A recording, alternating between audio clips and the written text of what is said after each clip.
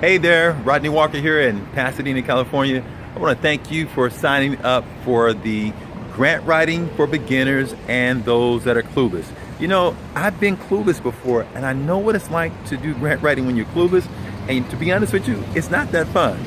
But I'm going to show you how you and your organization can begin to start doing grant writing in a more effective way. And I'm going to be sharing with you some information about how you can actually learn how to do grant writing the smart way. You see, you really don't want to waste a lot of time when you're doing grant writing, and you want to make sure that you are effective so that you can get the money. And I'm going to share with you what I did to start learning how to do this in an effective way. I'm also going to be sharing with you some information about how you can start doing like many others have done to start attracting and winning the money.